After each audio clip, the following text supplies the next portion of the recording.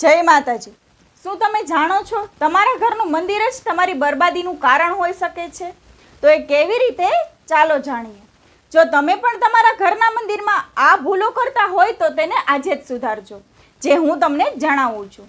પહેલી ભૂલ, તમારા ઘરના મંદિરમાં લાલ રંગનું કપડું કે લાલ રંગનો લેમ્પ ક્યારેય ન રાખવો જોઈએ, તેનાથી ઘર પરિવારમાં ક્રોધ વધે છે।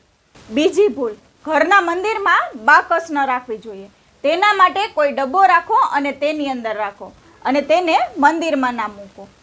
ત્રીજી ભૂલ, જો તમે પૂજામાં અગરબત્તીનો ઉપયોગ કરતા હોય તો તેને આજે જ સુધારી લો, કેમ કે અગરબત્તીમાં વાસ હોય છે અને વાસ એ અંતિમ ક્રિયામાં વપરાય છે, એટલે હંમેશા ધૂપનો ઉપયોગ કરવો જોઈએ।